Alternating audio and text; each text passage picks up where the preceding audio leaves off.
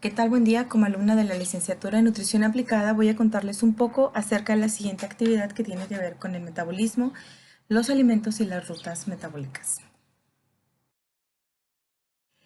Los alimentos cumplen una función compleja que va más allá de solo satisfacer un gusto momentáneo. Una vez que ingresan a nuestro organismo, nuestro sistema se encarga de tomar todo lo que necesita para funcionar a través de una serie de procesos que son conocidos normalmente como metabolismo.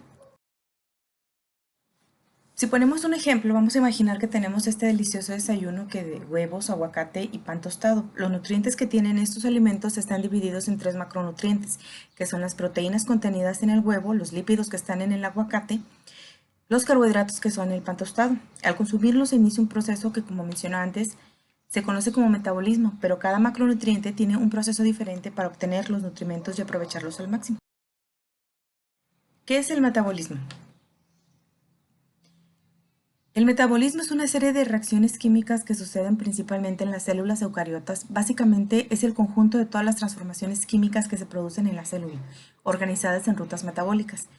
El metabolismo transforma la energía que contienen los alimentos que consumimos en el combustible que necesitamos para realizar todas las funciones que hacemos, ya sea movernos, crecer o pensar. Este proceso inicia desde el momento en el que somos concebidos y termina cuando morimos. Las rutas o vías metabólicas son una serie de reacciones catalizadas de manera enzimática donde un precursor puede ser convertido en producto y este a su vez puede convertirse en el sustrato de otra ruta metabólica. Estas pueden ser convergentes, divergentes o cíclicas. La más conocida es la glucólisis, pero también está la lipogénesis, la proteólisis, la ruta de las pentosas, el ciclo de Cori y el ciclo de Krebs, por mencionar algunas. Para que los nutrientes puedan ser absorbidos en el organismo, estos deben sufrir un proceso que incluye cambios físicos y químicos y que se conoce como digestión, que ocurre en algunos alimentos, pero no todos pueden sufrir de este cambio. Por ejemplo, el agua, los minerales y ciertos hidratos de carbono se pueden absorber sin modificación previa.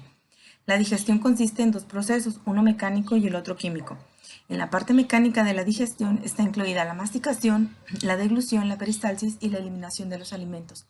En el intestino delgado, que es donde se da la mayor parte de los procesos de la digestión, el alimento se mezcla con la bilis, el jugo pancreático y los jugos intestinales.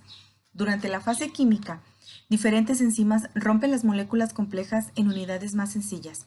Algunas de las enzimas más importantes son la lipasa, que rompe las grasas en ácidos grasos, la milasa, que hidroliza el almidón, las proteasas como la tripsina y la quimotripsina, que convierten las proteínas en aminoácidos, y una vez que los nutrientes son absorbidos, son transportados por la sangre hasta las células en las que van a ser utilizados. Vemos así que los ácidos grasos pasan la tarea intestinal, son transformados inmediatamente en triglicéridos. Esta grasa puede ser transformada en el hígado y depositarse en el tejido adiposo como reserva de grasa y energía. Los hidratos de carbono son transportados como glucosa a todas las células del organismo, donde son metabolizados y producen energía o bien transformados en glucógeno, una fuente de energía utilizable que se almacena en el hígado y músculos esqueléticos. Y los aminoácidos, que igual pasan a la sangre y de ahí al hígado, donde forma parte del pool de aminoácidos y son una importante reserva que es utilizada para la síntesis de las proteínas estructurales y enzimas. Los aminoácidos en exceso también pueden ser oxidados para producir. Las rutas que se encargan de metabolizar los carbohidratos ingeridos en la dieta son la glucólisis, que se usa como sustrato la glucosa, la glucogenólisis, donde el sustrato es el glucógeno, la fermentación láctica, donde el sustrato es la glucosa y es una ruta anaeróbica que al final produce ácido láctico, siendo este proceso catabólico. En el proceso anabólico se da ausencia de la glucosa y en este es la gluconeogénesis, que se utiliza como sustrato el piruvato, la alanina, el glicerol o el lactato, y la glucogénesis, cuyo sustrato es la glucosa y se encarga de la síntesis del glucógeno. Si volvemos al ejemplo, al ingerir el pan el organismo puede metabolizarlo a través de la glucólisis, llamada también la vía de Ebden-Meyerhof, y es la vía que se encarga de degradar la glucosa y es considerada la ruta central del metabolismo. Es la ruta por la cual la glucosa se hidroliza para dar como resultado el piruvato, que da inicio a otra vía metabólica, que es el ciclo de Krebs. Las proteínas, cuando son ingeridas, son degradadas por acción enzimática en aminoácidos para que el organismo las pueda absorber. Este proceso inicia en el estómago, estimulando la secreción gastrina e iniciando el proceso digestivo que libera los aminoácidos, y estos son absorbidos por el duodeno a la sangre. Los aminoácidos no se almacenan en el organismo, sus niveles dependen del equilibrio entre la biosíntesis y degradación de proteínas corporales, es decir, en la degradación de proteínas en tripéptidos, dipéptidos y aminoácidos libres, a través de la acción de enzimas proteolíticas a lo largo del tracto gastrointestinal para posteriormente pasar al interior del enterocito o al sistema portal y finalmente al hígado, en el cual un aminoácido es transportado al sistema sanguíneo o es sometido a un proceso de catabolismo. En esta degradación se elimina el grupo amino de una molécula y puede ser por transaminación, que es una reacción por transferencia, o bien por desaminación, que es la separación del grupo amino.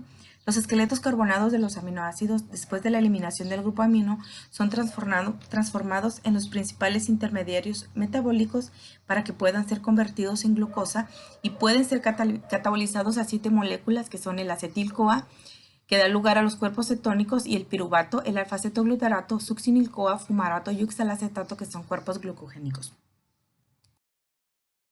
En el metabolismo de los lípidos, al ser consumidos en una comida, en este caso los aguacates que se consumieron en el desayuno, son digeridos inicialmente y de forma parcial en el tracto gastrointestinal por la acción de las enzimas lipasas bucal y gástrica.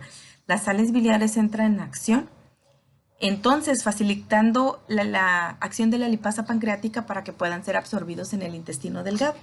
Los triglicéridos se absorben al 100%, mientras que el colesterol solo es absorbido en un 40%. El proceso de obtención de energía que ocurre utilizando ácidos grasos como principal fuente de energía es a través de la betaoxidación y la lipogénesis. El metabolismo es importante recordar que es un proceso que está formado por varias vías metabólicas en las que se encarga de construir y la otra de destruir o de sintetizar para conseguir un fin específico. Las principales rutas metabólicas que usa el cuerpo en el metabolismo de la glucosa son la glucólisis, gluconeogénesis, glucogenogénesis y glucogenólisis. Para los lípidos es la beta-oxidación de los ácidos grasos, la lipogénesis, y en las proteínas estaríamos hablando de transaminación y desaminación, incluido el ciclo de la urea. El metabolismo es lo que nos mantiene vivos y en funciones, por lo que el cuidado y selección de los alimentos que consumimos es de suma importancia porque va a determinar para que también funcione nuestro. Y bueno, pues de mi parte es todo, la bibliografía que utilizo. Gracias por su amable atención.